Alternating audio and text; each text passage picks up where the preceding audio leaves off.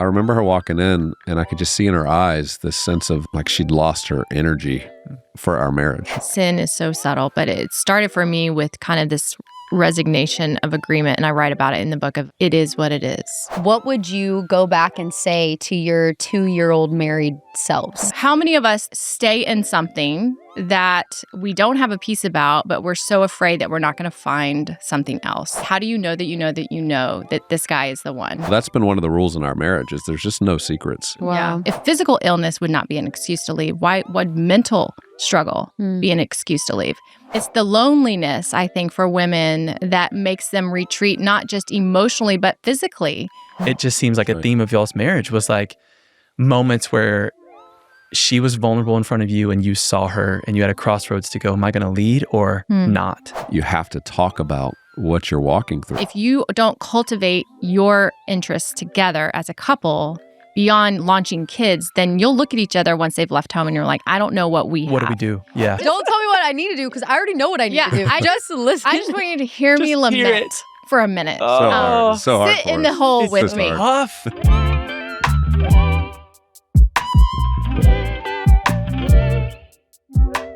What's up, guys? Welcome back to another episode of Stay True Podcast. I'm your host, Madison Pruitt-Trout. And Grant and I are here in the podcast studio with some of our dear, dear friends. Uh-oh. And I'm so excited to introduce, well, actually, Rebekah Lyons has already been on this podcast before. Yeah. And you guys have been very blessed by it. But now we have her husband, Gabe. Yep. So we got Gabe and Rebekah Lyons here on the podcast. And I'm so excited. They have been such a blessing to our marriage. And to us in moving to Tennessee and just figuring out marriage and now parenting. And they have a new book coming out. It's actually, this podcast is going to be dropping like right when the book is dropping, which is Awesome. perfect. Yay! And it's called The Fight for Us. And we're going to be talking in this podcast all about marriage today. And so welcome, guys, to the you. podcast. Let's go. Thank you. I'm excited. Thanks to for having us, have guys. my We love you Stay guys. with me on this one. I know. They're so cute, you guys. He was already like tucking her hair, but he's like, hold on, let me get My this boy's hair. on her Gotta be before. on top I'm like, of it. hey, it's okay. I know. He knows. He knows. We've done enough on camera where I'm like, man, my hair, what was happening there? And it's like, no, he's like, my mirror. I love it. I love It it. was so cute. I was like, guys, save it for the podcast. This is perfect. Yeah. They're in This love. is the good They're in content. love. You guys have been married for 28 years. You have 4 kids. I mean, and you look like you're 18 years old. It's Yeah. unbelievable. They look so good. It looks really good from this point right Yeah, here. yeah, yeah. I think I've gone up to Rebekah and I'm like, you look hot. Yeah. Like, you look I so told good. Gabe to say every No, that's Gabe- never happened. Gabe walked in the all brown, and I was like, dude, you look phenomenal. No, but Rebekah, every time we're out somewhere, I mean, people do think she's like in her 30s, which That's not is true. pretty No, I impressive. did eat off the kids' meal until I was like 18. That's what Maddie does. Like my dad kind of had like a baby face, and I got that from him, and I was like, at Bless some point, I'll really appreciate looking young, but at 18, I still look like I was 12. No, people tell us Yeah, that all the time. yeah. I'll get asked like when I'm graduating high school. And I'm like, JP wait. recently was like, are you 23 or 4? I'm like, 9, brother. I Like, know. grown woman, not I know. college. 30. I know. Almost had I know. It's a good problem to have. Yeah. She looks especially phenomenal. through We're the years. grateful. We're So grateful good. now. So good. Well, I joked with Grant right before this podcast. I was like, this is honestly going to be just Therapy? marriage counseling and therapy for us. Okay. Let's do Rebekah it. came on and it was like the best therapy session I've ever had. yeah. I remember you coming home like, I think that was better for my soul than Yeah. anybody There else. was a moment where I like went from asking her questions to then she turns and she's like, so get me into, and I'm like, oh, I was like, oh. did we just switch mics? Yeah. yeah. Yeah. So I'm excited. Our marriage is going to be better after this podcast Absolutely. because of this. Well, Absolutely. I hope so. How long have Yeah. you been married? We've been married for 2.5 years. 2.5. Look at 2.5. Gabe already Yeah. asking the question. Guys, Yeah, this yeah, is... yeah. Hey, no, that's our job, brother. Don't take control. Well, I'm just getting context Yeah, for what we're working with Well, here. we 2.5. had our first right at 3. At Oh, 3 man. years. Yeah. Our first baby. It's- Yeah. Okay, So yeah, 2.5. It's flown. It feels Listen. like 5. But I would say the first 6 months of our marriage, Ooh. whoo, Yeah. rough. Oh, yeah. And then Yeah. I would say amazing. And then baby. Which Which will is do a- it. Again, Woo-hoo, marriage rough or- counseling. This is really Yeah. good for us. It's been, Yes. Well, it's been every good. transition yes. always yields this new like friction. Yeah. Every transition. So I'd love to say this is your last time that you'll be like, We're just ooh, getting rough. started. He's like, no. But you're just getting started. Yeah. Yeah. Wow. First That's of the many thing, chapters. though. And you didn't even ask, but that's for us. the conflict always comes when there's a shift Mm-hmm. because neither of it, we're both rookies at this new whatever. Yeah. And we both are navigating it differently. And we have to figure out, what does compromise look like now? How am I, getting irritating? Are you doing the same Yeah. in the new season? And it's usually around kids or whatever season they're in. Or and you work guys have or been through moving. significant life change beyond just a child. Moving to a new city, just transitions all around for you guys has been significant. Yeah. So trying to settle into a new life, but then also become parents and all that comes with that. It's a lot. And I know when we had Cade, our first, it just threw us into a tailspin. For a year. And it truly, God used that season to recenter my heart for him and my purpose and my mission in life. Like God used that firstborn child to just help me get a hold of like what he's doing in the world, but also what my role is as a father. And what that future ought to look like. So God uses these moments. There's friction. It's hard. It's exposing. Very Stuff exposing. comes out that you're like, oh Lord, I thought that was dealt with before. I thought I knew the gospel. Yeah. And then I got married and then I had a child. And I'm like, wow, this really shows you sacrificial, unconditional love. It's amazing. I It's know. amazing. Well, you see how So God true. uses, in your marriage first, each of you to sharpen each other. I mean, it's iron sharpens iron. I think that's not just like men and men as friends. This is like marriage. It's like Rebekah has impacted how I live, how I treat other people, how I treat her, how I have a mirror up to my life of my weaknesses. And it's a sanctification process. And then you have the child. And it's like you're trying to go to new levels of unselfishness, right? Like marriage was all about that first 6 months, I bet. Like, I'm selfish. Like, I want it my way. to say it. My version of things. Yeah, man, for sure.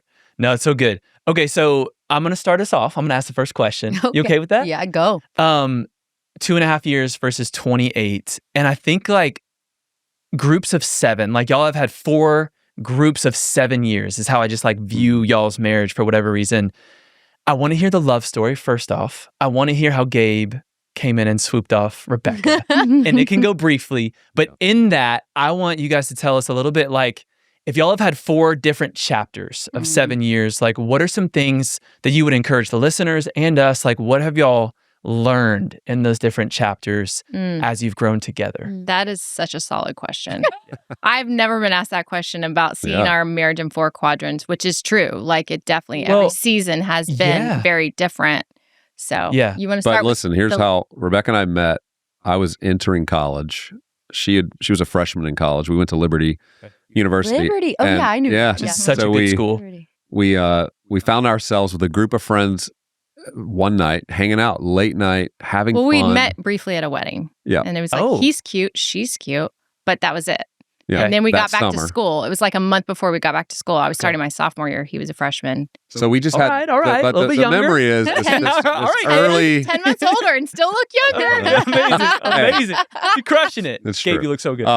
Early on, we had this one evening, nothing physical, just hanging out, had fun, laughing. We stayed up all night, literally, like joking, having a blast together. Well, okay, let's with a just big get group. It was a big group of friends. Till the morning? Context. Oh my God. We need more details. On the couch? It was a cookout at a friend's house before school started. Like the weekend prior, everyone came back early. Okay. And so we weren't on campus yet. We weren't allowed to get on. But like he threw this huge barbecue. So there's like 40 of us. And so Our ragers at Liberty are barbecue. Yeah. Okay. Got some That's a good burgers. time. No, and there's hot no dogs, bro. alcohol. This All is- night. Oh, yeah. It's just a nice dogs. family Clean environment. fun, guys. And are Clean you fun. like chefing it up, like apron No, I was on? just hanging out. I Okay. wasn't Yeah. cooking. No, but our friends and a lot of our mutual friends, and it was like our first time we were all seeing each other again, second year of college, back. And he knew a lot of them anyways, because he grew up there. So anyways, we were there. And so people just wound up like hanging out late. And then all of a sudden people are just sleeping on the floor. Like everyone just wound up staying around. So we were like laying on a couch like this together, just like laughing, telling jokes, hysterically like idiots till 3 a.m, like trying, like crying, laughing. Never kissed, nothing. Just like Gabe didn't go in for it. No, I didn't. Okay. I So, respect that, hey, brother. Thank you. No, So- Was it love at first sight? Yeah, no, Well, it it was- wasn't. It wasn't. It was Yeah, friendship at it first was- sight. it was- Now it that's was good. like chemistry, but not physical chemistry. Totally. It was like we just had so much fun together. It's like Yeah. you just met a bestie and you're like, where have you been? But you're kind of cute, but I'm more just like loving the dialogue. Totally. So then, I mean, I got to make this story a little quicker. Okay. Because it's a long story. I know, but the color. We both I see it. You're on the couch. You're head to head. We both end up over those next few years dating other people very seriously. Yeah, so we never got together. Rebekah was engaged Yes. to someone else. Okay. Yeah. I was almost engaged. Yeah. You know, like things were heading those directions Yeah. until a moment, probably it was 3 years after that, Yeah. that we both similarly broke off those relationships. A little more color in that too is though that I finished in 3 years to marry this guy that was a year ahead of me, and so I had like 6 more credits to do with an internship. But I knew within a couple weeks, like this is not. I just cried all summer. So I was like, I'm going to go back for my senior year, and I stayed engaged, but just to like. And so he saw me the first day of school and remembers what I was wearing. Let's just say Hot pink dress, hot pink little dress. Ralph Lauren. Hot look. pink Yeah. Not a little Ralph Lauren. No. And he's still with his Now girl, it was- and he was with a mutual friend, and he's like, trouble in paradise. She's back. I'm like, no, things are great. I just want to come back and finish my senior year with all my girlfriends. Yeah. And it wasn't until like 3 months later that I did go get my wedding dress finally with the girls, because like I was more up to the wedding when I wasn't back with him and his family, which says something. And like I was too scared to end it, but also didn't have peace. Yeah. And so that night, after I bought my wedding dress in Greensboro, which was like 2 hours away, and brought bridesmaids with me, and we show up at a party, again, a party similar to that initial party where we were like hanging out. Yeah. And he comes up to me and he's like, how do you know that you know that you know that this guy is the one? Wow. And I was like, Oh my. I was like, drops why that are on you you. asking me this? We haven't had this kind of conversation in ever. and then- ever. And then Gabe. secondly, That hot pink dress. yeah, I was like, You wanted clarity. and I was like, why are you asking? He's like, well, because I'm about to propose to this person, and I feel like I'm only 97%, and that 3% I can't shake. And so then I was like, okay, so he's not hitting on me. He's actually just really trying to seek clarity. And what he didn't know is I've actually been like 50-50 for months and couldn't confront it. And yet he had the courage or confidence to go like, how do you know? And I'm like, totally lied through my teeth. I'm like, you just know. You just know. So unsettled in your spirit. Yeah. I was like, But you just I know. bought a wedding dress 4 hours ago. I can't change my mind Oh again. my gosh. So That's so this is why this matters, right? So then 2 weeks later, my fiance comes to visit, and we bump into him again. And I'm like, oh, hey, because Tall, It was strong. a small school. We were. Yeah. well, it's thousands, but we were all like in the middle of this area, convening area between classes where everybody sees each other. And he says, how's your person's name? And you're like, we actually just broke up. And I'm standing there like, oh, wow. Like, I guess he didn't know, and he ended it. And I just felt convicted, so convicted by that courage, because I thought, how many of us like stay in something that we don't have a peace about, but we're so afraid that we're not going to find something else? Totally. And I was like, I just wrestled with it for like the next month.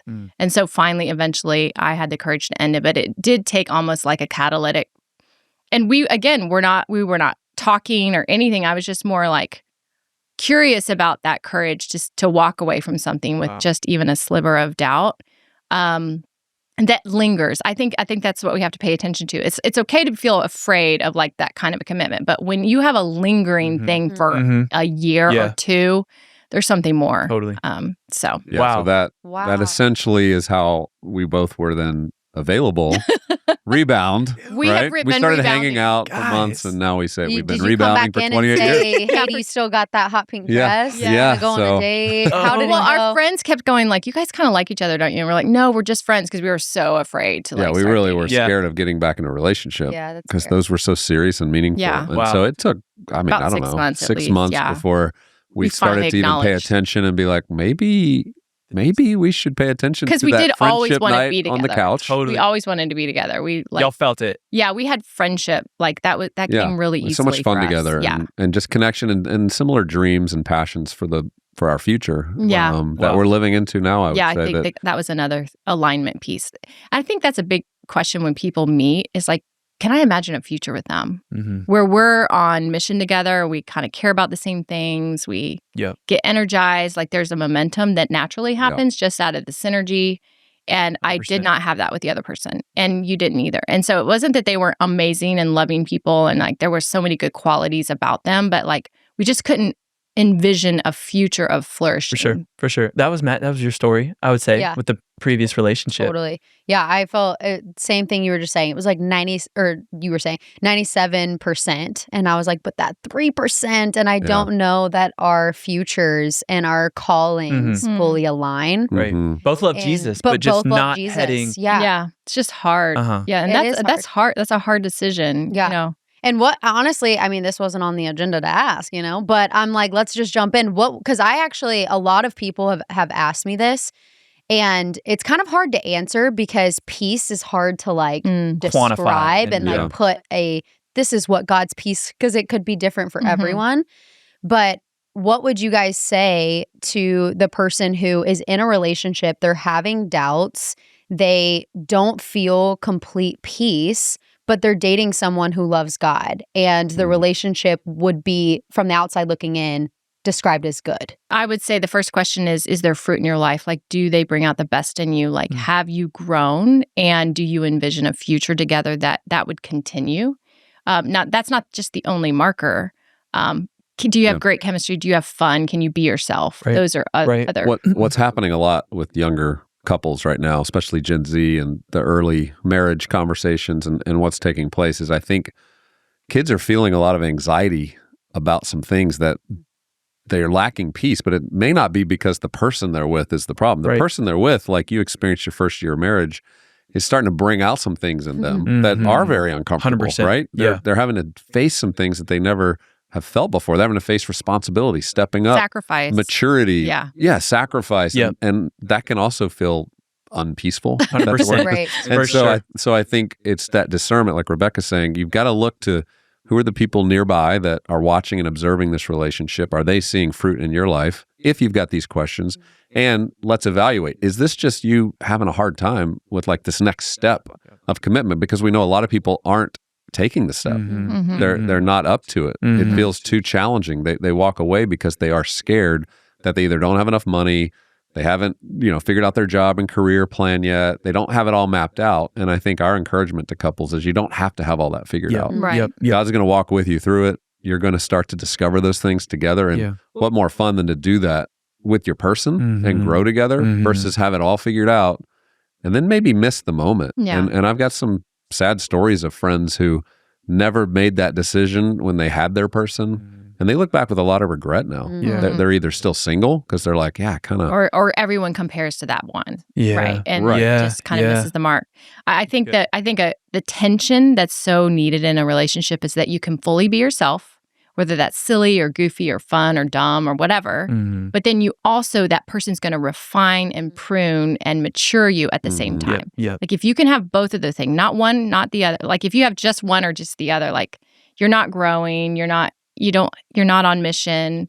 Maybe you're just staying immature or whatever. But if you get both, then you're fully known and loved as you are, while you're also being called forward to bear fruit together. It's good. That's so good. I love the discernment factor of like, is this a you problem? Is this a me problem? Or is this a us problem? Because it is like such a good question to ask. Man, that's so good. Well, you kind of hinted to this of the like 7 different, what did you say? The 4 different sections of 7. Sections. And I guess like I would ask, we are 2.5 years married. So we're still pretty fresh. You guys are 28 years married.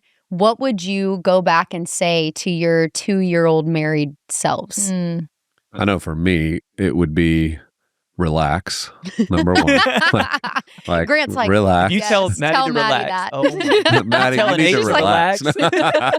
She's having a visceral I will never in my life say those words. I'm like, you better not. But I mean, things, when you're in your 20s, 30s, and you're just starting out, there's so much pressure I think we all feel. It could be career pressure.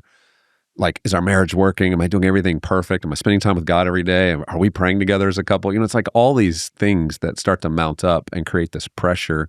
And I think I would go back and just say, take a breath. Like, God's with you guys. Enjoy one another. Recognize something. This is what I'd say to you guys, even about these 2.5 years, that you're both 2 good-willed people. Like, you're amazing people. I know you. I know your heart. I know what God's called you towards. I know you, and I see the fruit in your life, and God brought the two of you together. Yeah. And very quickly, the enemy wants to start to create all kinds of disruption about this. Doubt. Doubt or character qualities that we all of a sudden are starting to bring up, or we think we're the one that's supposed to refine our spouse. I'm supposed to make Rebekah more in the image of the woman that I hoped she would be.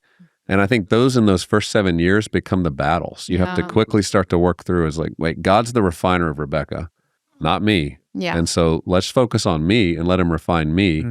And he'll use her to humble me. He'll use her to be someone I can cherish and serve. Yeah. But take the attention off of the spouse and start to put it back on yourself. Really good. And in the first 7 years, we had all 3 kids. So our Cade came 3 years, then Pierce at 5, and then Kennedy at 7. So I remember 7 being really hard, actually, really, really hard. And it was the first time, partly because I came home full time once Cade was 10 months old. He has Down syndrome, for those who don't know, diagnosis. And he was up to about 8 hours of therapy by 10 months old per week. And so I just left my job that I was going to maintain, but couldn't do that well. And so I just came home and stayed home full time in that season because of just adding Pierce, then adding Kennedy. And you were in the season of launching and always innovating at work. And I was like, can we just have can I have an adult conversation at some point this week? That'd be awesome. Yeah. So it wasn't like there was a lonely, hidden place that sometimes moms can go to early if they don't have an outlet.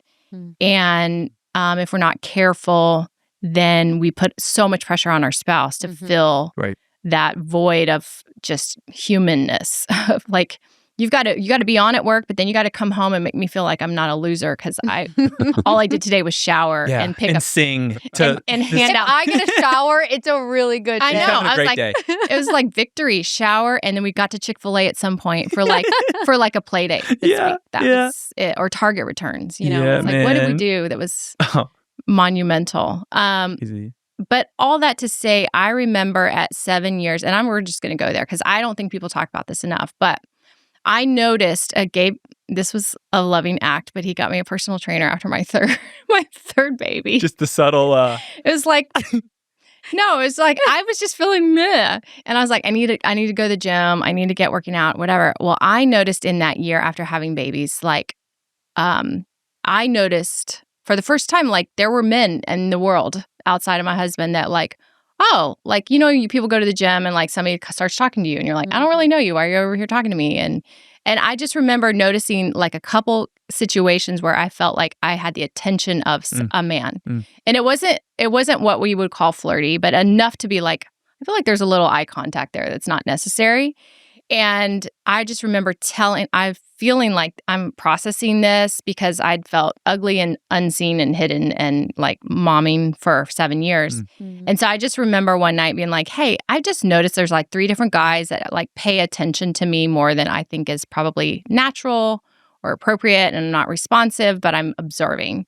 And I was scared to even say that, like to bring that up or whatever, but I'm really glad that I did because he was just like, wow. He's like, it shows me how much more I should be cherishing you so that like you're feeling that from me first and you're not even observing or picking up on that from me. So even that was a 7-year conversation that some people don't have, That's really good. Or are afraid to have. But again, we had always had some pretty clear boundaries on how we engage others, outside of our marriage of the opposite sex. But yeah, that's hearing her say that, it's still a gut punch. I'm like, right. Other guys were looking at me, you know what I mean? It's 100%. It's one of those things as a man, you go, okay, is that on her? Is that on me? And I went to that place of, this is on me. Like, how am I helping my wife feel loved, beautiful, cherished, pursued, yeah, and pursued. So there's no vacuums. There's no vulnerability there because that's, I think, in a lot of relationships. She has that need. I mean, 100%. Of course, and so they might have just been making conversation, but interested in my opinion on something or asking questions, and I'm like, I don't know that I've been asked a question. Totally. No, that makes sense. Yeah. That's and those are the things you hear, that 7-year itch. Like that phrase. That's why I broke it up into 7 right, years. Of like, And that was those are the moments. A lot of people are having children. They're very distracted. Right. There's career. They're missing each other. Rebekah's not necessarily, as my wife, feeling as purposeful outside of being a mom. So there's just all these things colliding. Yeah. That if we can just be aware of them, process them, and know the enemy will constantly be trying to use these things to divide. Yeah. And talk about them. And that was the thing Rebekah did. That was so brave. She said, I'm going to share this. It's really good. Yeah. And a lot of people are too scared to share those types of things. It feels like that could hurt my spouse. Right. Or yeah. Well, it also made me curious to be like, are there women talking to you at work all day long? Yeah. You sure. there. Yeah. For sure. She's like, so do you have anything? Yeah.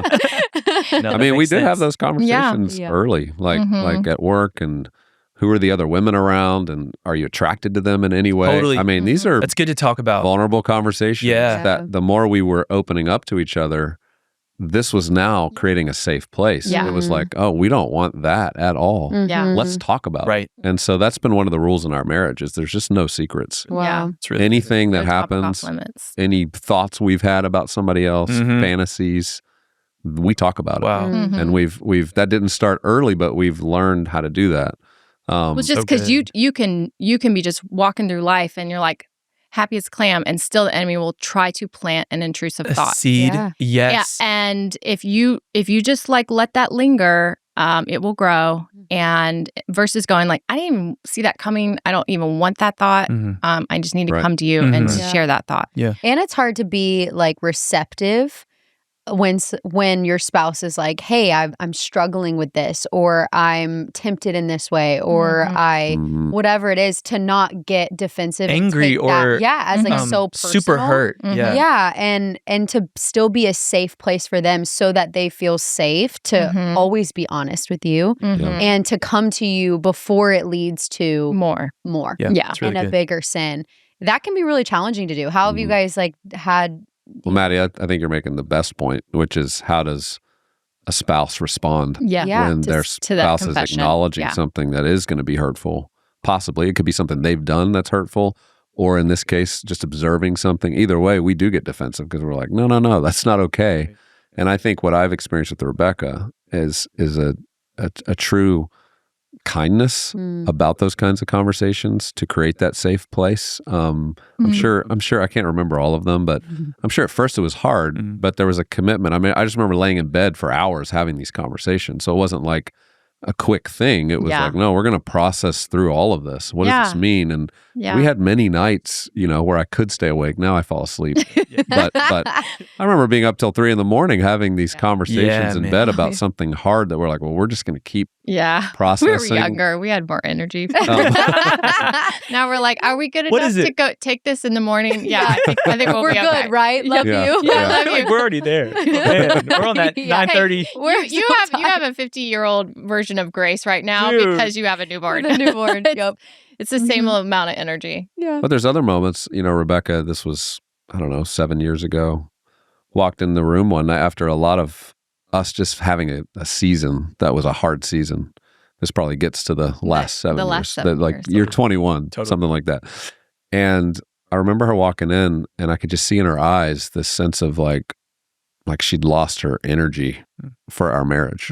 And there was a sense of just desperation and like, I can't keep doing this. Yeah. Like the thing we're doing, this dysfunctional way we just interact and keep things peaceful on the outside, but it's not going as deep as I long for on the inside. I could just see in her eyes. And I just remember in that moment, the Holy Spirit gave me the ability to see this isn't just like a normal conversation. This is big time. Wow. And I just remember being convicted to go right to her and to hold her and to offer the kindest, thoughtful words I could offer, which is, I'm so committed to you. I'm in this. I want to do the work that you're experiencing in me, some areas that I haven't sharpened, that I've got to just do more work in. And if you'll give me the chance, I'm going to do the work, but I want you to walk through it with me. And she graciously responded to that. And it literally broke free something that had been hanging for months. Wow. Remember? A couple of years, but yes. Yeah. I think it was it's so subtle. Sin is so subtle, but it started for me with kind of this resignation of agreement. And I write about it in the book of like, just, it is what it is.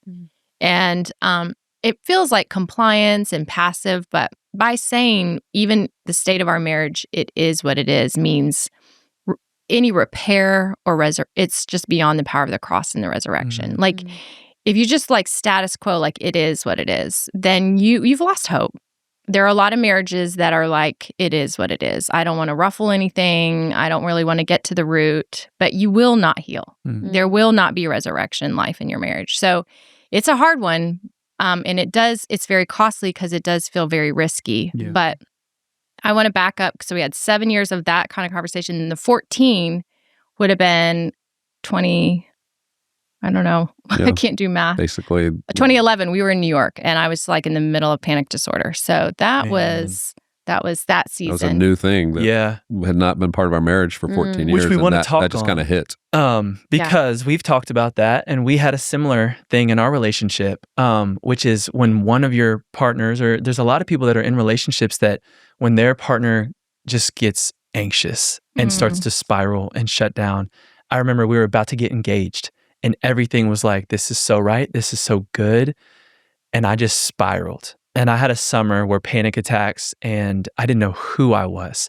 And when you don't know who you are, you're taking it out on your closest person. And so I'd love to talk a little bit on that because there are people going, what if my partner is going through this? What's my role? And am I their number one? Is it counseling? Is it God? Like I'd love to talk about those 14 in New York. How did y'all get through that? Well, I never experienced a panic attack. So when Rebekah started describing to me the things she was feeling, like can't breathe and, just in the middle of the night feeling like she's having a heart attack. I mean, she's describing things that were scary. And but once we started to understand what it was, I didn't really know how to engage it because I couldn't feel it with her. All I could see is how it was impacting her. And so what I tried to do as best I could is be there with her through those moments, help her breathe, just literally lay in bed and pray over her for calmness, for peace in her mind.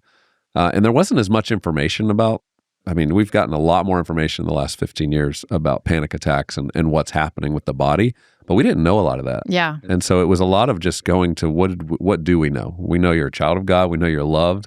We know you're actually healthy, like nothing's physically wrong. So that led to, I think, both of us having a deeper conversation. Where is this coming from? Yeah. You were very empathetic. And I think in every season, right? Like whatever the ailment is, for us, year 14 was just kind of some form of a crash and burn mentally. And God did meet us there. In fact, the night that the Lord healed me in that kind of initial way of like bringing me out of it, you prayed for me. You were praying for me in the moment when the Lord. There was a night. Yeah. Specific night. A specific night where, I just woke up out of a dream, full-blown panic attack, and you started praying right then. And then I couldn't speak initially, but finally the Lord gave me my voice, and I just said, rescue me, deliver me. I cannot do this without you. And that's when my body broke on the bed, and it was done. And I didn't have another one for 7 years. So it was, now, again, people hear that, and they're like, well, why'd that happen to you? But I just think for me in that moment, we were still going to be in New York for about 3 more years. And mine was rooted in claustrophobia. So I was still going to have to, we moved to a high rise and get on elevators every day. And I was still going to have to get on now planes every week to teach about this and go on subways underground, seven stories underground to go to the boroughs. And so I almost felt like the Lord's like, we're going to have to give you a little respite here so that you'll stay. But at the same point, it wasn't without kind of constant meditation on his word, constant, just prayer, obviously. But it was a shift. There was a tectonic shift that happened that night. I do think mental health is an important conversation in marriages because we're seeing that's used a lot when people split up now. My spouse has mental health issues.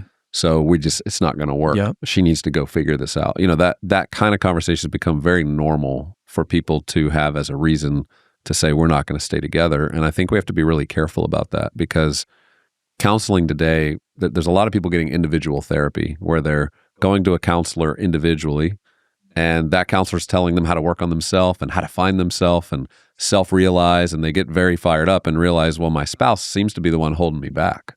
They're the one that's maybe holding me down. Yeah. And they start to get a narrative in their mind that the accuser, the enemy, loves, which is they're the problem, not you. Yeah. And I think we're going to have to be very careful about that, especially for Christian couples, to go, hey, if you're going to get counseling, number one, it'd be ideal to have a marriage and family counselor, which is only roughly about 15% of counselors are qualified to talk about marriage. Wow. The rest are individual therapists. But because there's so few therapists, people are just trying to get help wherever they can, understandably. Right. And so our advice that we give in the book and to couples that we're talking to is if you're seeing someone, make sure you say to that therapist, if it's an individual therapist, I'm here to get healthier for my marriage. I am committed to my marriage. Yeah, wow. That's number one. Yeah. I'm not trying to get healthy to leave my wife. So I don't want the conversation to be what she's doing wrong. I want it to be about how I can grow so I can love her better. And I think it's very important that each person says to one another, even before they go to that first session, like, hey, this is our commitment. Wow. Yeah. And allow that counselor to know this is what we're pointing towards. Good. Otherwise, we're seeing a lot of marriages dissipate quickly after individual therapy. From clinical therapy. Well, and it's partly because usually the marriage is on the rocks. So both people are kind of frustrated with one another and they're going to both go do the work, right? But they go to separate counselors. Sometimes they're secular counselors. Or they don't really have a biblical view of marriage. So I do think, you needed some of your own counseling. I needed some of my own. But one way to do that is to still have the same therapist. You just meet separately and then you also meet together. So it's not like he said, she said to two different therapists. And we're really trying to compare notes like, what's the real story, right? Because there's always a third story, my version, your version, and what actually happened. So it's helpful to have, and then I think obviously there's a lot of biblically based clinical counselors out there. And if you go in with that intention to be like, I've lost hope, I feel desperate, I want us to stay married, but like, please help, that way you can still be honest about what the needs are, but you're still doing this under this governance of like, we want repair. We want repair. That's really good. And I was thinking about what you were saying about mental health, right? Like, so we take the vows, right? In sickness and in health, as long as we both shall live, right? And so if one of us got cancer, is that an excuse to leave? Why would mental illness be an excuse to leave, right? If physical illness would not be an excuse to leave, why would mental struggle be an excuse to leave? I feel like there's obviously a huge continuum of what we would call mental illness. And sometimes people vacillate. But the point is, are we committed in sickness and in health, for richer, for poorer, for better, for worse, as long as we both shall live?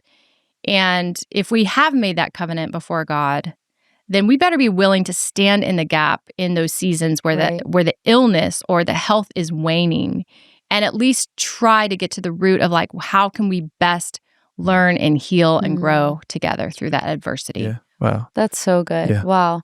I know that just blessed a lot of people. And we've, had even friends in our lives that have, come to us about really struggling in their marriage. And so one question I have is, what would even be some practical tips that you would give struggling marriages right now? Whew. Practical. Well, first I would just start by saying, I'm not leaving.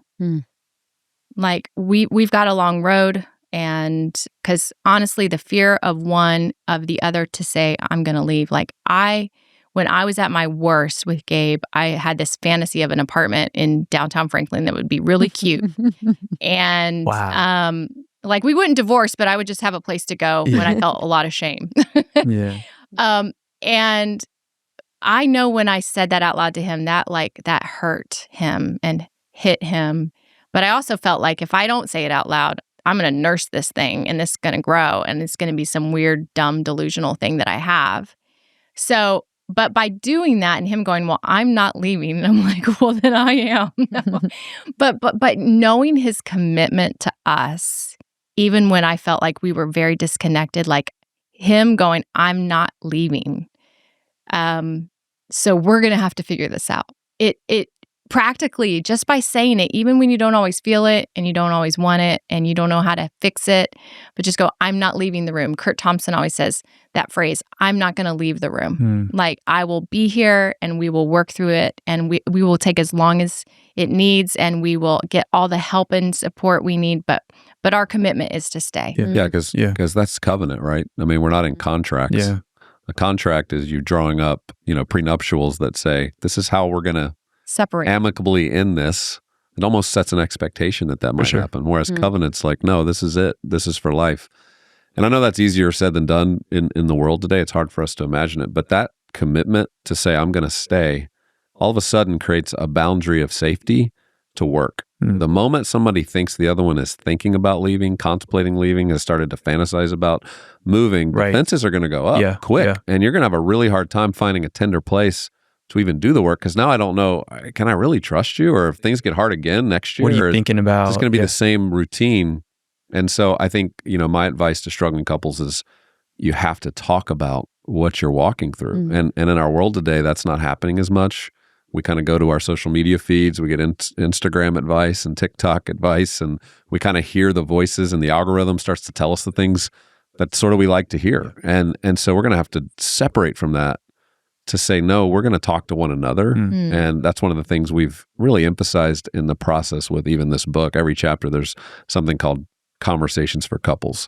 And it's designed to get people talking again, because as Rebekah has said, if you're not talking, you're not healing. It's really good. And so it's hard to talk sometimes. It's not always, sometimes it feels like you're taking 2 steps backwards. I know for me as a guy, I'm like, I don't want to disrupt it. I'd like to have sex tonight. Right. Like I'm not. What if we go left turn on our conversation? I'm not sure I really want to be honest about something that I'm carrying, right? That's really good. That's a big game time call. For sure. Massive game time. Brother. You got to be a real man to go there. Yeah. So maybe over breakfast, we talk about these things. Early on with flowers. And then by evening, she'll be okay. So good. But learning how your spouse operates, like the rhythm of conversation even, and when is the right time to have these guys. It's not in the car. It's probably not on the cell phone. Like when you're, I just said cell phone. Yeah. I'm really old. It's all good. I'm sorry, guys. I just saw the razor Cell though, man. I saw you open it up. Is that a BlackBerry or? Cell phone. The brick. I had one of the first ones in '96. Like a little Ericsson. You were flip smooth in too. college. Oh, he was, and that's when he was trying to, cool. do you know that she's? Did you pull the how do you know that Oh you yeah, know? antenna. It was small. You were set on my you belt. were always walking around with that thing. He We're was like, cold. oh, Gabe's got a phone. Gabe's got a phone.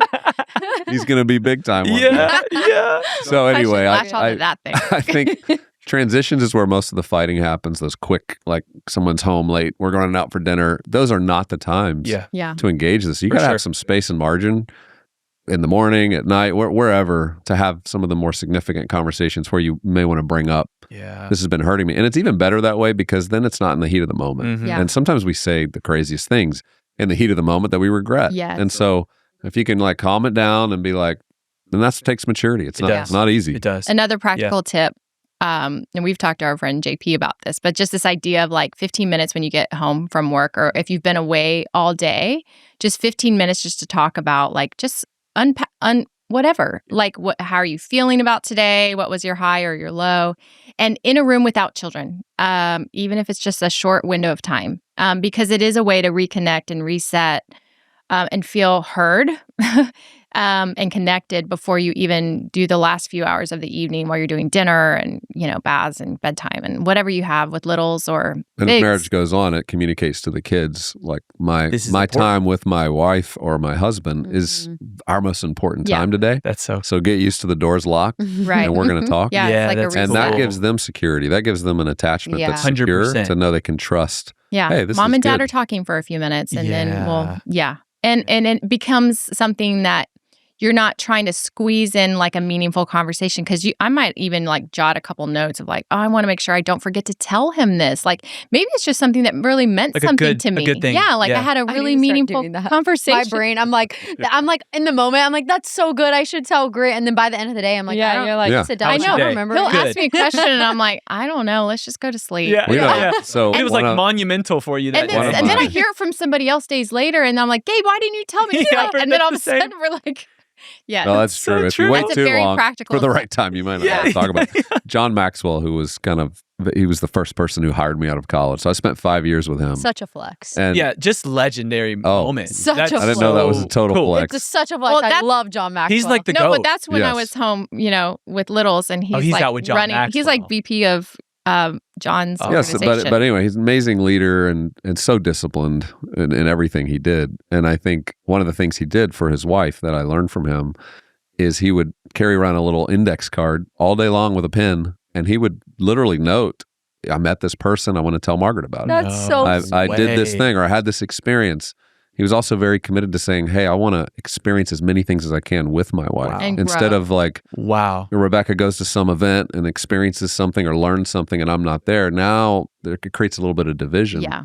So early on, we've tried to always be in as many spaces as we can. Really cool. Together. To grow together, to share experiences, to share meeting a bunch of new friends together, new couples. good. Right. Because then there's less room for division to happen. And for for growth together, right? Like it's one thing if Gabe did a mastermind for the next 10 years and I knew nothing about it, then all of a sudden we're not peers in our ability to communicate what we're learning and growing in. Yeah. So I would definitely find ways to grow together. Yeah. And again, with kids, it's hard, like we're not going to go on every trip together. We can't, but we're going to make sure that the most important ones we are. Yeah. The most pivotal, or a life-changing. podcast we're listening to, or a book that we read. Even if each of us can't read it, we're going to take the time to try to share really cool. what we got from it, or at least text that. I sent Rebekah an article I read that I'm like, this has meant a lot to me. Yeah. And She road can't trips. get through all of them, but we try at least to keep growing together. Really Here's cool. what I'm learning. Like That's really road trips for us are all about like here's the podcast I want you to hear, and here's the podcast I want you to hear. Cool. Or like let's talk like what book are we going to listen to together. So I just think it helps you later in life, because what happens is when the kids are young, you build your life around their interests. But then they leave. And if you don't cultivate your interests together as a couple beyond launching kids, then you'll look at each other once they've left home and you're like, I don't know what we have. What do we do? Yeah. Yeah. And that's so really good. I would always make that a priority, even if it does mean, you have to divide and conquer on how you do it all, because you co-parent and you're also co-vocational, missional people. But that's it. That's kind of the point. You are partners in all inside the home and outside the home. And so you guys just find a doing way this to do that. together is such a great Yeah. example. I mean, we didn't start doing For sure. anything. I mean, we led retreats and things, but we started the podcast together 7 years ago. Again, yeah. And that was significant because it meant every You're week. 21. This You're 7 21 when I was like, I can't do All this. we've said is 7. Yeah. Unbelievable. I can't do this, Yeah, so let's they're start a all- podcast. Well, actually, that's right. this is what Let's happened. just speak it publicly. Is when he saw my eyes and crazy eyes and like, I don't like you. I want a little cute apartment somewhere else. Again, out of context, like the Lord, I never wanted to like, Totally. divorce was not on the table. But shame makes us hide. Let's just be honest. And in even a Christian, godly, God-fearing marriage, the shame that will creep in for either of us when we we feel unworthy of something, and and it always surfaces in conflict. So like he might divert his eyes, but I just like want to leave the room. Like we hide either internally or physically. We just want to run from that conflict because we don't like what it's doing inside of us, what we're feeling, that inadequacy or unworthiness. And so that'll play out in a bunch of different ways. But when that happened for us at year 21, we went back to our college friends who stood with us in our wedding, and we cried on their porch. And they're like, you guys are doing this. It was our careers that were kind of pulling us this way. And then we were together. We were always fighting. They're like, you need to find a way to do this and find that concentric circle between what I do and what he does that, keeps us our something that's for us.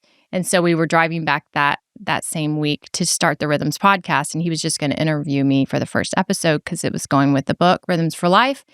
And we on that drive just said, let's just be co-hosts for this. And let's let this be something that we were like, it's going to go terrible. We're going to trip over each other because we both have different styles of communication. And the first version was not that great. But then We had to re-record. we prayed Real about stuff. it. We did it again. That's so real. And here we are 7 years later. Wow. With That's that. amazing. So yeah, it's just like finding that little middle space that, because now we do love empty nesting. We've been empty nesting with our 2 kiddos, our Down syndrome bookends, right? Our oldest and then our youngest that we adopted with Down syndrome. Like this is empty nesting, but we are loving this season because we're still growing together. We're still learning together, and we're still. And they still go to school for 7 hours Yeah. a day. So So they're- we Still just get had to some time. change our date nights to like date lunches. Yeah. And Love Yeah. that. we just That's have been do Sabbath on. had to be very careful Yeah. to guard the time, That's awesome. make sure we're growing and having space for each other. Okay, let's get practical with the book. The fight for us. We were talking beforehand, and we were like, we're only 2.5 years in, but what a good title, because it's a fight. Mhm. It's a fight. And we already feel 2.5 years in with a newborn, this like passivity and just like, if you don't do anything for your marriage, you're slowly roommating. And we have felt that the past 9 weeks a little bit. We haven't gone on a date yet because we've had date like in the house. And so, but y'all 28 years, like especially in ministry with your own careers, you don't stay together without intentional rhythms. So the fight for us, we just want y'all to unpack like, what are some rhythms that you have implemented in your life that took you from a passive marriage to this is intentional. This is going somewhere because we put this in place. What are those top 3 to 5 that we could start to implement, and maybe even someone who's single could start to think, okay, I'm going to lock in on that so that when I get in marriage, we're not just this, we're going somewhere together. Yeah, what are those guardrails that have kept y'all? I'll give 2 and then you go. You yeah. give a couple. I Okay. like you starting First is we try to every year, if not more than that, take inventory of life. Like what's going right, what's wrong, what's missing, and what's confused for us. And it's almost like a SWOT analysis on your marriage. Wow. And it gives you this chance to evaluate, hey, let's celebrate this. There's been some amazing things this year. Here's some things that have been wrong. We need to fix those. But here's some things that are confused and missing. And that's just created an annual conversation that's been great for us to just at a big picture level. We're married. We want to be married forever. What's this year going to look like? Yeah. And how can we make it better? The second thing has been a commitment to time together alone every year on a trip away from our house. Okay. Babysitter and needed. Children. As long as the babysitter some years was breathing, we were okay leaving our children. And I'm sorry, but this is priority. You need to get away. You need to have great sex. You need in some space you need a dinner out. Without your sweet little girl. Yeah. Like it's been 9 weeks. Yeah. I know. We will babysit. No, we But know. have you seen how cute she is? But have you seen how cute you're right. Grant? Yeah, I'm like, I know. well, He's I still know. got He's handsome over there. But I know. yeah, it it's is like, hard. It is hard. But the longer you go, the harder it will I be. know. and the date nights is another part of it. I mean, everybody kind of knows we need to have date night, but that intentional time, every week we're doing that now every week, but we didn't always. There were sometimes it was like once a month where we had a nice dinner. Yeah. But quality time together was always a priority. But this trip, I just want to emphasize it. You don't have to have a ton of money to do it. We've had years where we could barely just go to downtown Nashville for a night at a hotel, and that was our getaway for the year. Okay. But the point was there was always something we always looked forward to, like we're going to have time together away from the kids to be reminded of this love affair, this story that started on a couch our freshman year. Yes. We were attracted to each other. We love each other. And actually the stress kind of goes away on those trips. And you're reminded of who you are. You're reminded of why you love this person, of what God's doing in your life before you re-enter into all the to-dos and the stress and the task and all of that. So that's my top. Yeah, and I would say the reason why you need a couple nights is it takes the first 24 hours to decompress. And then all of a sudden you're like, we can have an uninterrupted conversation. Like you will be shocked how rare that is as you keep adding to your family. And I would just remember, like, I don't know, maybe it was around year 14, like, because we were still in New York City, but we went to Cabo for 3 days and we were like, we've had so many deep conversations because partly that's what drew you, right? Like on a soul level, you talk for hours. Remember those FaceTimes where you could talk for hours and you're just like, now you're like, I don't even know what we're talking about. But it's still in there. Yeah. It's still in you, but you have to pull away all the noise and the distraction and the chaos to be reminded, like, what we had that cemented that from the beginning is still there. It takes some tending, though. You have to cultivate it. You have to make room for it. It won't just happen automatically swimming upstream with everything else that's competing. And Grant, this is some advice for you about your wife that I've learned over many, many years. But Dr. Morgan Cutlip talks about this. She's a psychologist that talks a lot about sex and mental loads. But women carry this load mentally that we do not carry. And that's hard for us to get our head around. Yeah. But it's a load that's not only all the tasks that they're trying to manage and figure out how to do, but it's an emotional load about how's everybody doing relationally, and especially with the child. Like Maddie, she's up at 3 a.m. thinking about getting enough food. Is this working right? Yeah. Is she smiling? Is she happy? Does she feel connected? Does she feel our conflict? Is there like yes? Yeah. So women. She's let me know about some of those.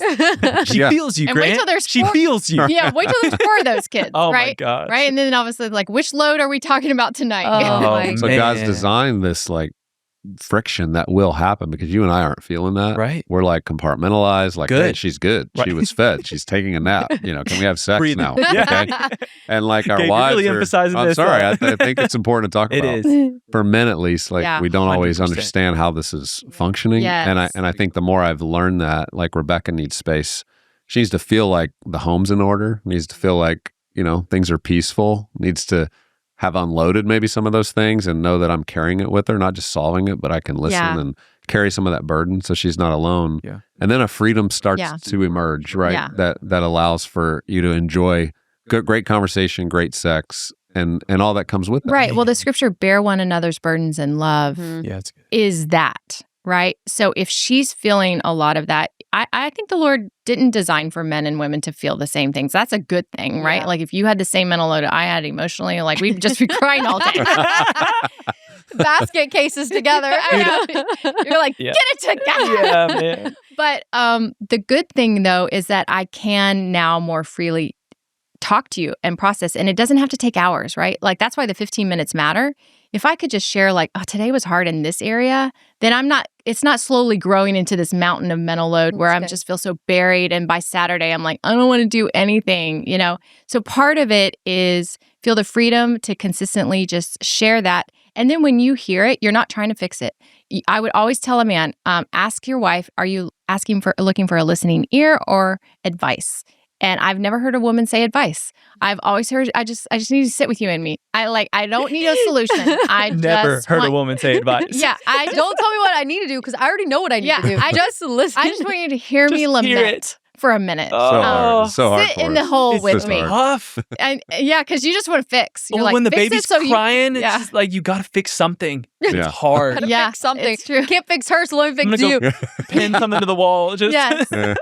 But then when that's shared and even just the practice of saying it out loud, like it's the rhythm of confession. The minute we get to say something out loud, all of a sudden it like diffuses kind of the balloon in our brain. And all of a sudden I'm like, I do feel lighter. I mean, you didn't fix anything. I just feel like you're sharing it with me. I feel less alone 100%. in the load. Yeah. And it's the loneliness, I think, for women that makes them retreat, not just emotionally, but physically. Because I feel alone over here and all the things I carry that you don't seem to care about. And then now you want us to be intimate sexually.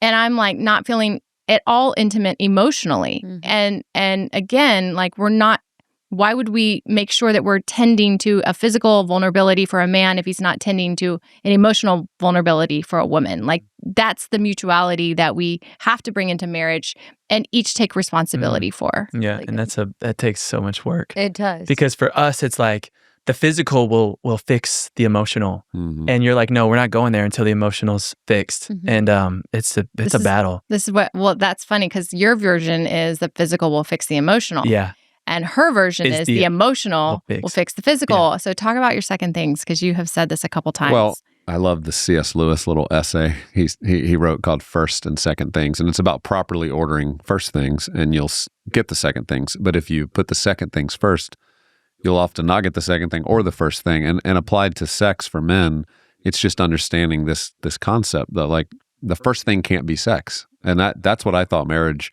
I was like, we're getting married. We're going to be just having a lot of sex. Like this is one of the great benefits. We grow up in a Christian home, Mhm. hearing like that's one of the big points of marriage. Well, little did I know, my wife didn't grow up, just can't wait to have sex all the time when we're married. And when you make that a first thing, it becomes transactional. And, all of a sudden, as a man, you could find yourself trying to just do things so she'll be happy enough so we can have sex. Like that's the payoff. Mhm. And what a shallow way to live in a relationship. Mhm. And so I think what I've discovered is the first things has to be the connection. It has to be cherishing her. It has to be her ability to feel like she can lean on me. And when that takes place and there's emotional connection, the sexual connection will take place. Mhm. yeah. I do think it's true for men, though. Sometimes it's hard for us to connect emotionally without sex. Right. So if you're like, you're having a sexless marriage and you haven't had sex in a month and you're wondering why my husband just needs to connect with me emotionally and then we'll have sex, I would say maybe you have to rethink the order of that at some point. Yeah. We Because do need for to talk men, about it for yeah, starters. you need to talk about it, and these are real needs, that men and women have and maybe experience a little differently. We know men think about sex double the times women do throughout a day, so there's just natural wiring there It's not true. Some women do think about sex more than their husbands, so it's not always true, but probably 80% of the time that's the way it is. Yeah. So just being able to talk about that. Yeah, it's really good. Have a healthy conversation about it. Yeah, I would say some other practical things in the book. So the last section, so it's first about defining the fight, how we fight, why we fight, and what we fight about, and then from fighting to feeling. And truly getting honest with our emotions and our vulnerabilities and going from the attack to just like putting those ego defenses down and just go, I want to be seen, known, and loved. And I want to create that space for you to feel safe to do that with me. And I want to be safe to do that with you. And that requires usually going back to origin story. We have a whole chapter just on origin story. And then also like, how is our attachment style, insecure or avoidant? And how does that result in our dysfunctional dance and the way that we fight? But then finally, the last one is the more practical one, from fighting to feeling, or from feeling to healing. And so we tackle the 6 big topics that marriages fight about, which is sex, money, parenting, career, health, and community. And just each one kind of puts you on a continuum. So for sex, for example, it's like 1 to 10, transaction to embrace, or money might be from scarcity to abundance. So these kind of ideas that go like, everyone can kind of self-evaluate, parenting, control versus freedom, like he might fall more on an 8 to 10 on freedom, and I might be more like a 3 to a 5 control with parenting. See, the things, we don't come into marriage with like a clean slate. We all bring our perceptions of what we were raised in and what we value and how we see it based on our just experiences. And so there will be tension on all these topics because your view of it and her view is different. And it's not always right or wrong, it's just different. And so partly figuring out the distinction between like a moral issue or just preference. Because sometimes we fight forever about preference because we really think our way is the way. And just unpacking that, I think practically, is just getting to the root of those things. And we really polled and tried to figure out like, what do people fight about so much? And often it pairs down to those 6 areas. And how do we find one another? And we tell stories. Rebekah's always been a bit of a oversharer, she would say. Yeah. In books and all of that. I'm the last read, and I'm like, do we really have to tell that story? He has veto power. The last read. Exposing Gabe. We did decide. We decided. Wait, you said what? We decided in this book that we really weren't going to hold anything back. Wow. Because marriage is too important for us to try to play like we've got it all figured out. We always have. We're this great, successful couple. It's like, no, like we're 28 years into a fight that will continue another, hopefully 28 years of fighting for this marriage. And that means there's been some hard days and some embarrassing things, some things I thought and felt that I'm ashamed of, that we need to talk about. And we need husbands and wives to feel comfortable being honest about it and not thinking they have to put up some surface view to everybody else. And then it's too late, and they've let no one in. They've not invited other couples in, or mentors, or people who've gone a little bit further than them to have the conversation. And that's our hope, is that this will create new conversations for couples that will lead to healing. Really Absolutely. So good. I love that it's called The Fight for Us, because I think so often we view as like the fight between us. There's lots of room for conflict and fights, and marriage is hard, and marriage is so good. And when a marriage is built on the rock of Jesus Christ, it's not necessarily that you're always going to be happy, but there's an eternal purpose to it. And it's so much bigger than you. And I'd love to just, I think, wrap up with really just talking about like the eternal purpose of marriage. Whatever you want to share on that, but just what you've learned in being married 28 years and not getting caught up in the things, like now looking back, it's like, oh, we used to get caught up in these little things that don't really matter. But now 28 years in, we see bird's eye view, like, looking at this little couple who at first, this is my way and this is what I want and this is my preference and here's how, and it's like, now I'm sure you've learned so much, not being perfect, but you've learned so much over the years and have so much more of an eternal lens. And I'd love to just kind of, like in this podcast and talking about how can we invite God and the Holy Spirit into our marriage and build it on that foundation and keep such an eternal perspective. That reminds me of 2 Corinthians 4:16, where he says, so we don't focus on what is seen, but what is unseen. For what is seen is temporary, but what is unseen is eternal. And I think in marriage, we can get so caught up with like the minutia right in front of us. But the lasting thing I think that has been the most transformative for us is to look at God's blessing through generational lines, right? Like from the covenant with Abraham, I'll make you a father of many nations. And the promise was, yes, it was territory, but it was generational lines who would love and fear God. And as we see in the Old Covenant, you've got like the rise and the fall of what that looked like. Wicked, righteous, generational lines just kept coming. But here we are sitting in this era, and we look at our lines of family up behind us, and those who, Lord willing, are going to went before us, and those who, Lord willing, who go behind us. And I have felt the conviction, like the older we got in our marriage, it would always be the Holy Spirit that would prompt to go like, okay, you got to look back to go forward. You've just got to go like, are there unresolved? Is there unforgiveness, even like with my parents, from me to my parents, or them to their parents, or you to your parents, like that we're not even aware of? Like, are there any harbored resentments, or I don't know, just things that we hold on to? And so, just asking for the grace to like forgive and bless those who've gone before us, who gave the best they could. Everyone gives the best they can with what they've been given, and sometimes that's. For some families, it's really destructive. So I'm not making a blanket statement.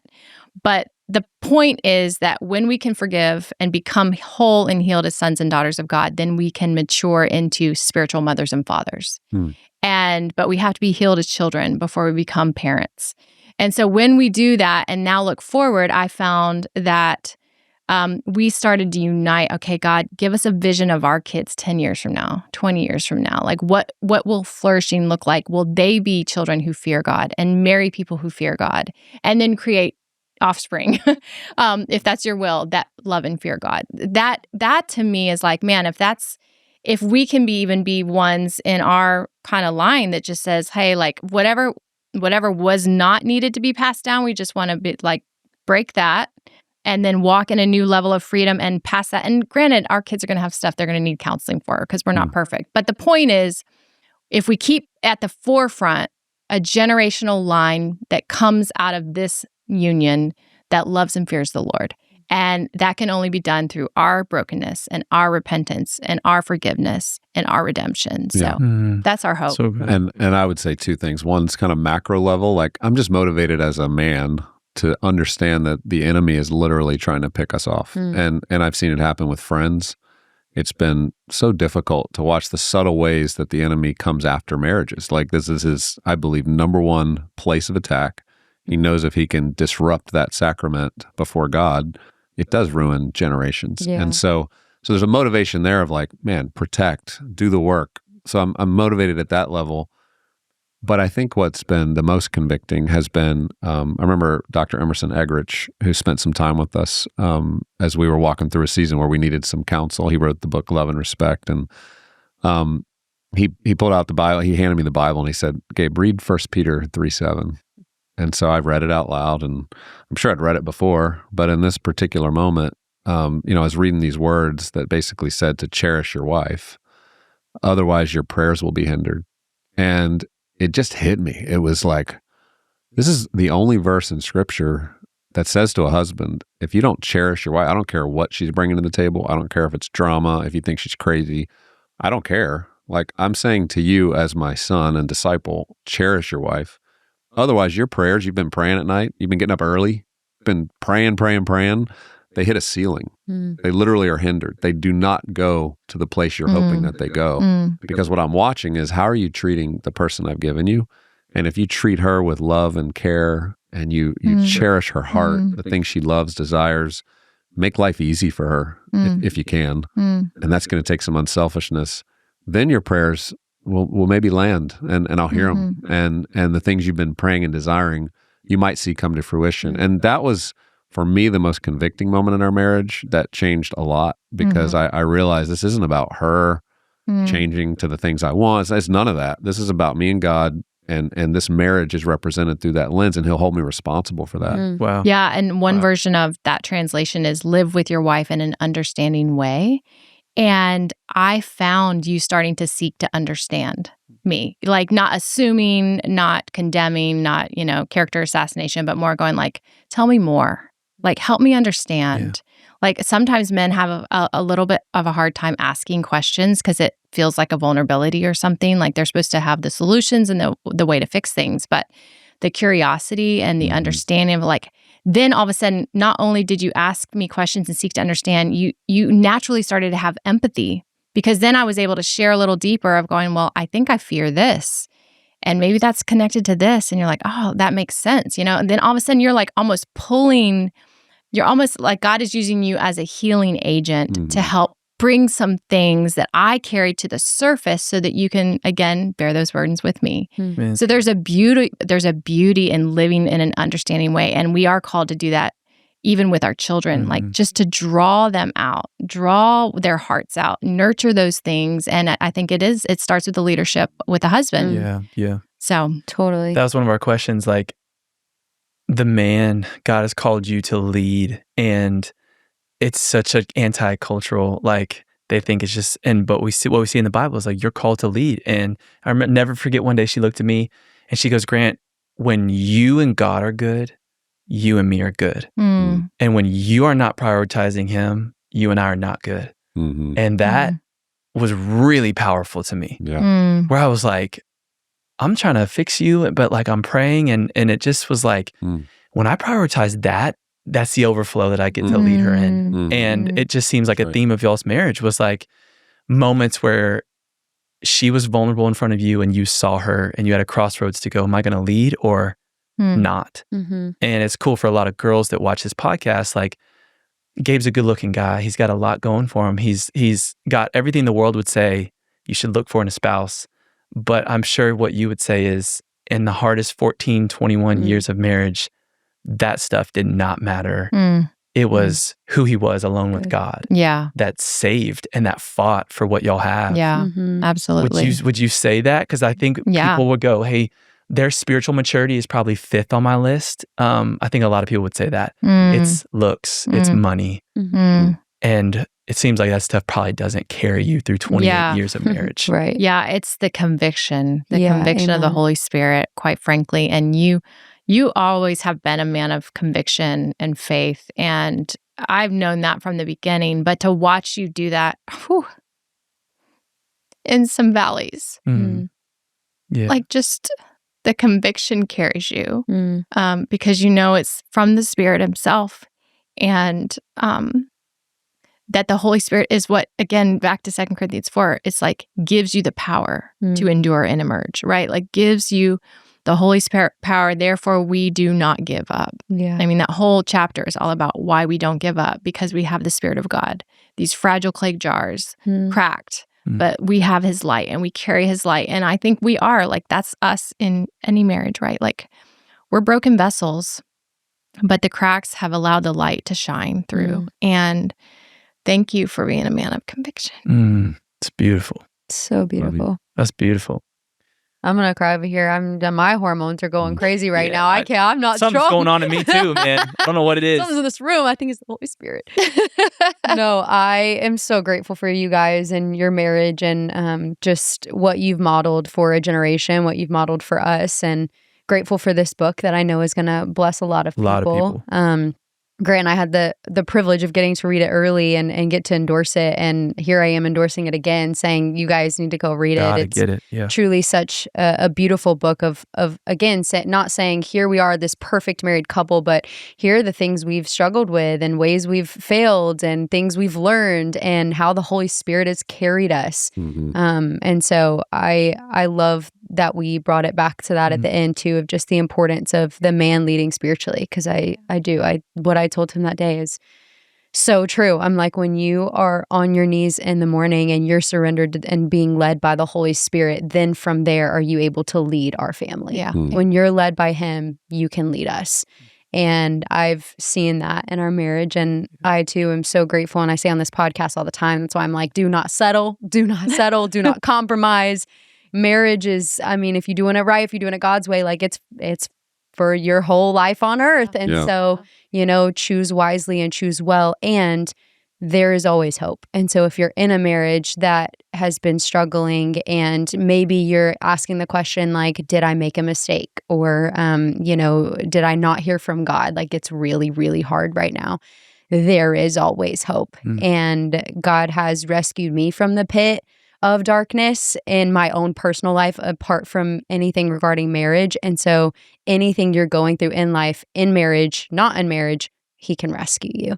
And he wants to. And that's just how good he is. And so there's nothing too hard for him. There's nothing impossible for him. There's no one and nothing that's too far gone. And so if you feel like, oh, my marriage is too far gone, that's a lie from the enemy. Yeah. And we talked a little bit about that very briefly, that the enemy wants to divide and steal, kill, and destroy your marriage. And I love that this book is talking all about how to overcome the things that divide, the things that steal from you, and how to step into a thriving marriage. And so you guys go and check out their new book. And I'll also include their handles. And so you can check out all of their ministries and what they do, because they do amazing things and they've been such a blessing to us. So thank you guys so much for coming on. So good. Stay True podcast. We got to make that. I'm like, I feel like I was just hanging out with friends. I'm like, let's just keep going. But no, we've been blessed by you guys and love y'all a lot. And super grateful. So thank y'all. And as love always, you guys too. Yeah. Love you, and we're proud of you. Yeah. Excited to watch this next season I know. emerge. Right? And your I'm marriage like, we got to and family. come back round 2 of like, I need Round a 2 whole when y'all are at 28 years. No, I need a whole podcast on marriage with a newborn and marriage with starting out as parents, because that's a whole thing. And I want to say this: when we first moved to Tennessee, I find a new community and all this, and Gabe invited me to a Bible study that set the tone for Tennessee feeling like home for us. And Rebekah, I know you mean so much to Maddie, and y'all have been just like a refuge for us. And we look at y'all and we respect y'all so deeply because y'all have every opportunity to not make this about Jesus, and you do. And we see a lot of what we want to be when we grow up, get older, and you guys. And so thanks for setting the tone and the bar. I know it's not easy. They're doing it right, you guys. I mean, they're traveling all over the world, but then they also have like the most beautiful home with like chickens and bees. And Gabe slaughtering these chickens. Oh, it's great. It's I actually made you sourdough to bring today. And then I even had a sticker on the fridge. It's like sourdough for Maddie. Oh, and then she someone brought us cut sourdough into it last night. Gabe, was it you? No, it was one of our children who will go unnamed. And I was like, she woke up and there was a big chunk taken of it. You. But you had sourdough coming. Yes. Listen, Rebekah made a sourdough one time, and I'm not kidding when I tell you we ate the whole thing in one day. I will say that without shame. It was that so good. Well, you were 9 months pregnant. That is also true. You're eating for 2. That is like, true. Let's I ate get the this whole going. thing in one day. Amazing. Oh my goodness, guys, this was so fun. Yeah. Be sure to tell us how this episode has impacted you, and if you want to know Jesus, if your marriage is struggling, you need prayer, whatever it is that you're feeling or going through, DM us. Let us know how we can be praying for you, and be sure to go and check them out. So The fight for us. The fight for us. The fight for us. Yep. I'll link it too, so you don't have to remember it. I'll link it. But as always, guys, be sure to stay you, stay true. We love you.